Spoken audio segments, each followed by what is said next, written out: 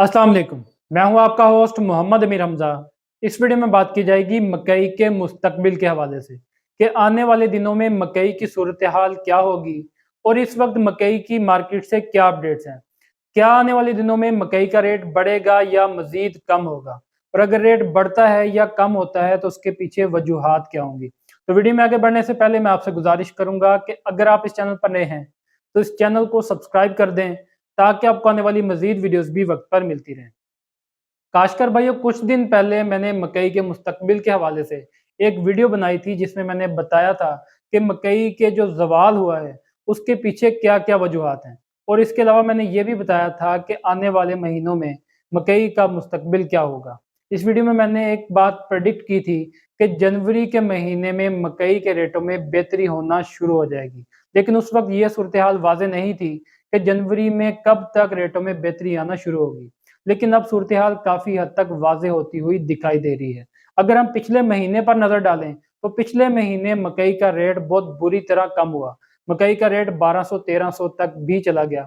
उसके पीछे क्या वजह थी? उसके पीछे सबसे बड़ी वजह ये थी कि मकई के काश्तकारों ने बड़े पैमाने पर मौसमी मकई काश्त कर ली। लेकिन जब उन्होंने मार्केट की सूरत हाल देखी, तो मार्केट की सूरत हाल को देखते हुए ज़्यादातर काश्तकारों ने ये फैसला किया कि मकई के पकने का इंतज़ार ना किया जाए, बल्कि वक्त से पहले मकई को हार्वेस्ट करके गंदम की फसल काश्त कर दी जाए, ताकि वक्त पर गंदम काश्त करके अच्छी पैदावार ली जा सके और गंदम से हासिल होने वाले मुनाफे से मकई की जो नुकसान हुआ है उसको पूरा करने की कोशिश की जाए। इसी वजह से बहुत सारे काश्तकारों ने मकई को वक्त से पहले हार्वेस्ट कर दिया। जब मकई वक्त से पहले हार्वेस्ट हुई तो उसके अंदर बहुत ज़्यादा नमी थी। मॉइस्चर ज़्यादा होने की वजह से उसको ज़्यादा देर वो रख भी नहीं सकते थे और वो मकई मार्केट में आना शुरू हो गई। जब मकई ज़्यादा मॉइस्चर वाली मार्केट में आना शुरू हुई तो फिर उसका रेट भी बुरी तरह गिरना शुरू हो गया और फिर इसकी सप्लाई मज़ीद बढ़ती गई, क्योंकि ज़्यादातर जो मकई के काश्तकार थे, उन्होंने वक्त से पहले ही मकई हार्वेस्ट कर ली थी। तो जब तक ये ज़्यादा मॉइस्चर वाली सप्लाई मार्केट में आती रही, मकई की मार्केट मज़ीद कम से कम होती गई। इसी वजह से मकई का रेट इतना ज़्यादा गिरा था। अब जो है, मैंने जनवरी की प्रेडिक्शन की थी, उसकी वजह भी यही थी कि अब आहिस्ता-आहिस्ता वो जो पीछे से एक सप्लाई थी बहुत ज़्यादा मॉइस्चर वाली, वो कम होती हुई दिखाई दे रही थी।